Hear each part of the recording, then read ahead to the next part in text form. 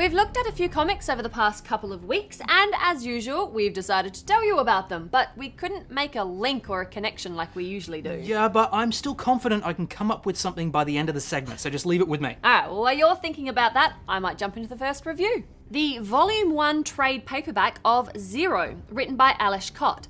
Told mainly in flashback, Zero is the story of a professional spy and assassin called Edward Zero. And it's pretty easy to think when you first start reading this that this is just going to be a standard kind of spy story. Yeah, but then you see pretty quickly that it's got these sci-fi elements as well, and they become more and more of a focus as the story continues. Now, the different periods in Zero's history are I think, separated beautifully by the array of different artists that are involved. In this volume, we start with the thick, blocky lines of Michael Walsh during a mission to the Gaza Strip, then move on to Trad Moore, where the characters become slightly more cartoonish as we see Zero's childhood. As always, I was pleased to see Matthias Santaluccio in the mix with some awesome action scenes, and then Morgan Jeska's scratchy style working perfectly for a brutal and rather drawn-out fistfight. And then the almost minimalistic feel that Will Tempest brings to the final section of this volume.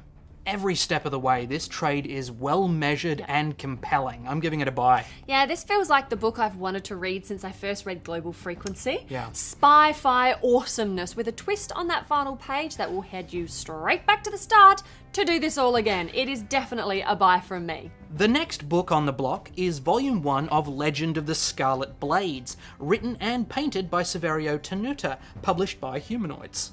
Have you thought of a link yet? Well, they both have people in them. Yeah, We're probably going to need more than that, huh? Yeah, I think you might. Just a little. All right. Far from the science fiction tones of Zero, Legend of the Scarlet Blades takes place in a version of feudal Japan that is awash with mysticism and mythical creatures.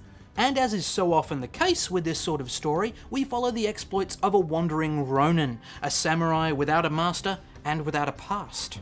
Raido is a powerful fighter, even though he is missing an eye and an arm, but he remembers no more than his own name and is tormented by voices in his head, until he meets a young Banraku puppeteer named Meiki, the first person who has been able to bring him peace. Now, I think the visual style of this book is spot on. Tenuta's brushstrokes evoke this mythical world perfectly, with excellent detail and a bold use of colour. Absolutely, I'm loving this and I cannot wait to read the following volumes. The complex characters, the unfolding mystery on how Raido has fallen so low, they have me hooked. This is a definite buy from me. Yeah, look, it's a buy from me as well. Love me a good samurai story, especially when the samurai is missing an eye. Oh, boom! That's the link. Edward Zero missing an eye. Raido missing an eye. There we go. But what about the third book on our roster? The special edition release of James O'Barr's classic graphic novel, The Crow. Anyone missing an eye in this one?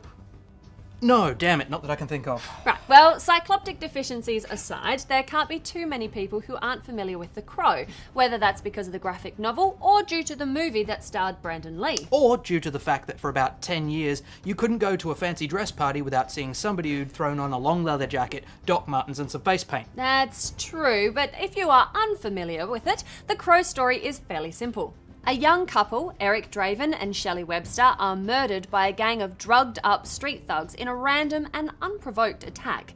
Then, 1 year later, Eric returns from the grave to exact his revenge through the power of a totemic crow. You know, it's funny to say, but in the 25 years since The Crow was initially released, the synopsis you've just given has become more or less standard. It's not that out of the ordinary, but it was James O'Barr's work that pretty much set the benchmark for this sort of story. Yeah. And I've got to say, at this stage, his work still stands up. Absolutely. I think a lot of that's to do with the intensity of his storytelling. The styles and the modes of speech that you see here may have become a little dated, but the raw, painful nature of the story is as clear as it ever was. Now, O'Barr wrote this story as a way of dealing with the death of his girlfriend in real life, so it's clearly a labour of love, and I think that passion still definitely comes through. Yeah, the years certainly have not diminished the story. It's still a very confronting and brutal story, but with genuine moments of grace and beauty. I love this. It's a buy. Well, look, surprising though it may be, I'm giving it a borrow. Really? Yeah, well, mostly because I've already got a copy of The Crow. That's true. I've actually got 2 copies of The Crow, different editions. And although this does have some nice extras, it's even got some new scenes in there that were originally intended to be in there. I don't know, the purist in me is still digging in his heels. That said, for new readers, this is an absolute gem. Totally. So, have you thought of a link yet? Well, they're all about people. Yep. People who kill people. Oh no, don't start singing. Are the luckiest people in the world. Really? Streisand. You are bringing the tone down, son. I'm sorry, I panicked.